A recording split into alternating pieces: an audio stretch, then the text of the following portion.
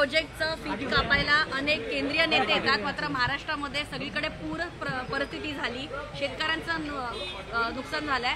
केंद्रातला एकही नेता याच्यावरती काही बोलत नाही. भेटीसाठी सुद्धा येत आहेत केंद्रातले नेते. महाराष्ट्राच्या मनात, महाराष्ट्राविषयी त्यांच्या मनात जो द्वेष आहे तो या संकट काळात सुद्धा दिसतो. 10,000 कोटीची मागणी मदत म्हणून तात्काळ द्यावी हे शिवसेना पक्षप्रमुख उद्धव ठाकरे यांनी सांगितलं. गुजरातला शिंक जरी आली वाऱ्यानं तरी प्रधानमंत्री मोदी आणि गृहमंत्री अमित शहा हे लष्कराचं विमान घेऊन तात्काळ जातात आणि विमानातूनच 25-25 हजार कोटीची मदत जाहीर करतात. म्हणजे तुफान सिंगापूरला कुठेतरी असतं,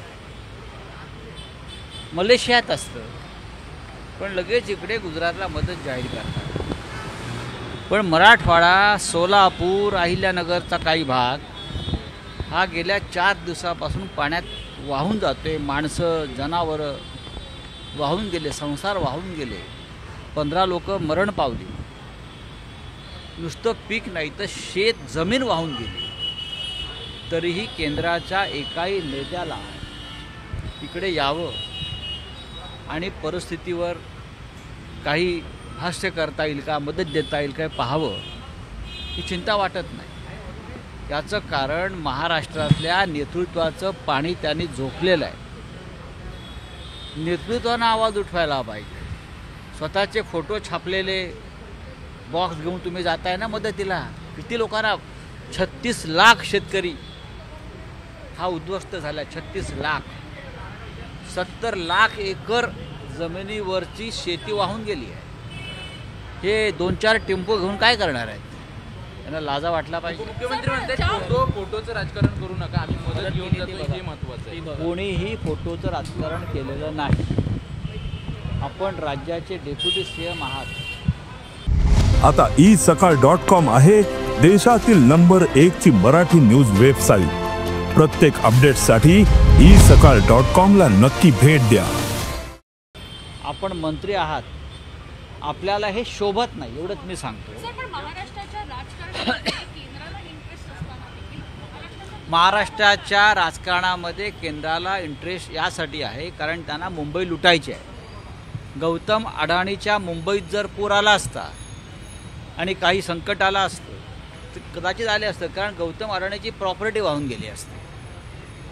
अंबानी अडाणीची प्रॉपर्टी जर वाहून गेली असती तर कदाचित त्यांना तिथे दिल्लीमध्ये दुःख झालं असतं. पण आमचा गरीब शेतकरी मेला, त्या जमिनीत अडाणीला इंटरेस्ट नाही. कळलं? एवढंच आहे.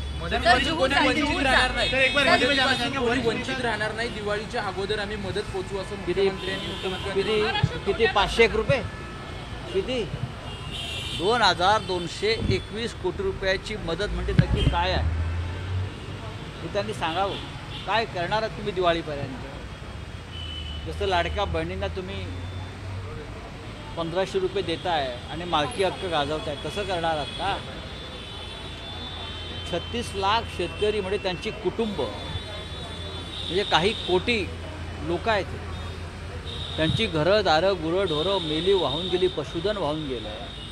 मदत करणारा म्हणजे नक्की काय करणार एवढंच मला तुम्ही आम्हाला सांगा. उद्या माननीय उद्धव ठाकरे दौऱ्यावर आहेत मराठवाड्याच्या. उद्या आम्ही याच्यावरती बोलू. जिल्हा नियोजक समिती बैठकीत सर पंकजा मुंडे शेतीमध्ये फिरता तिथे महिलांनी त्यांना घेरलेलं आहे आणि या महिलांच्या समोर त्या ताट घेऊन, जेवणाचं ताट घेऊन पाहणी करताना बघायला मिळतात. आधीच लोकांच्या घरचं धान्य वाहून गेलेलं हे पहा, कृषी मंत्र्यांना अडवलंय,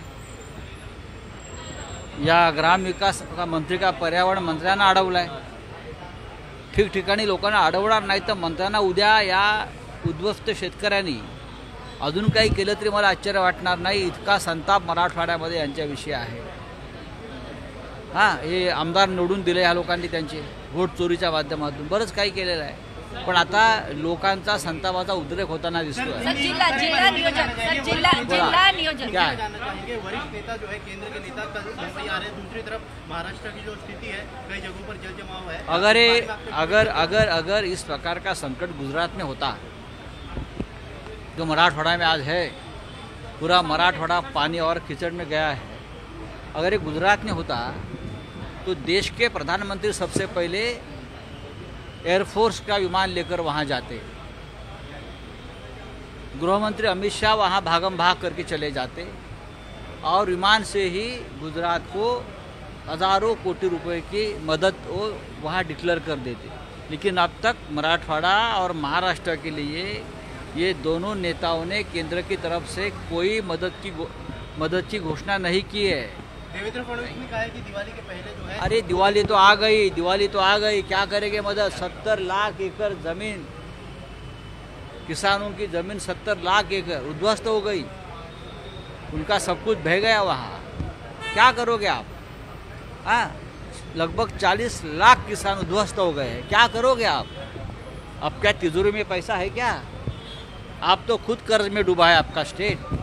तो 10,000 करोड़ की मांग हमने की है केंद्र सरकार से, वो लेकर आइए. बोलो एकनाथ शिंदे को, जाइए अमित शाह के पास, बोलो अजित पवार को, जाइए नरेंद्र मोदी के पास. हाँ, आपको वो आपके नेता है ना, तो जाइए.